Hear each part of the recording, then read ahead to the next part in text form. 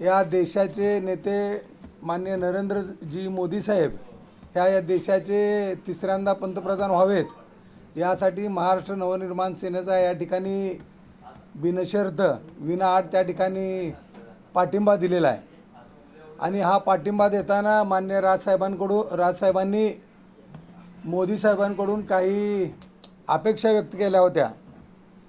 त्या अपेक्षा अशा आहेत की आपल्या महाराष्ट्राची जी मातृभाषा मराठी आहे या मराठी भाषेला अभिजात भाषेचा दर्जा मिळावा।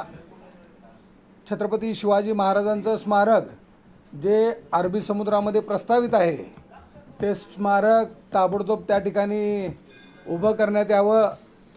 त्याचबरोबर महाराष्ट्रात छत्रपती शिवाजी महाराजांनी जे गडकिल्ले बांधले त्या सर्व गडकिल्ल्यांचं संवर्धन या सरकारकडून व्हावं।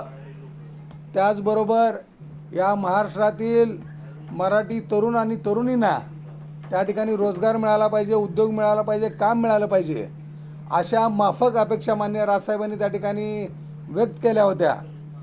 आणि त्याच धर्तीवर उद्या रविवार दिनांक 28 एप्रिल रोजी सायंकाळी 6 वाजता छत्रपती शिवाजी महाराज चौक पंढरपूर येथे महाराष्ट्र नवनिर्माण सेनेची जाहीर सभा महायुतीच्या उमेदवारांच्या प्रचारार्थ महायुतीचे सोलापूर लोकसभा मतदारसंघातील उमेदवार माननीय राम सातपुते आणि माढा लोकसभा मतदारसंघातील उमेदवार रणजितसिंह नाईक निंबाळकर या दोन्ही उमेदवारांच्या प्रचारासाठी या ठिकाणी सभा आयोजित केलेली आहे।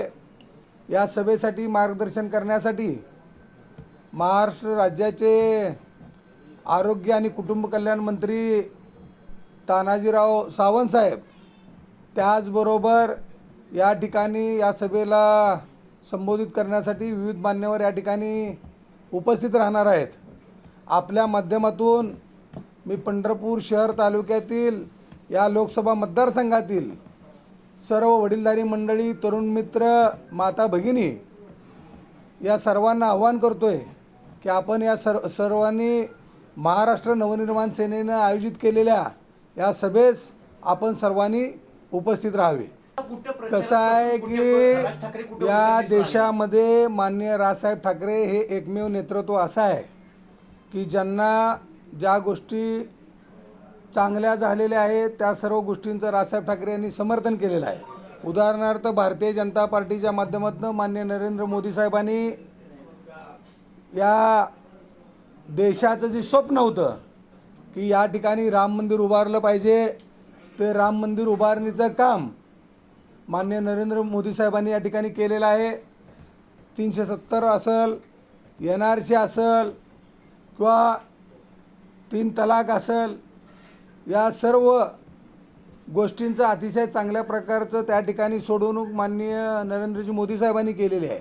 आणि त्यामुळं माननीय राजसाहेब ठाकरे यांनी या ठिकाणी हा पाठिंबा दिलेला आहे। कुठे प्रचार करताना दिसून आले नाहीत नाही, या ठिकाणी माननीय राजसाहेब ठाकरे यांच्या आदेशानुसार संपूर्ण महाराष्ट्रामध्ये सगळ्या लोकसभा मतदारसंघामध्ये महाराष्ट्र नवनिर्माण सेनेचे आमचे सर्व कार्यकर्ते, पदाधिकारी, महाराष्ट्र सैनिक, आमचे सर्व सहकारी या ठिकाणी 24 तास त्या ठिकाणी प्रचारामध्ये सहभागी होऊन महाराष्ट्र राज्यातील सर्व ठिकाणचे महायुतीचे उमेदवार निवडून आणण्यासाठी त्या ठिकाणी प्रयत्न करत आहेत।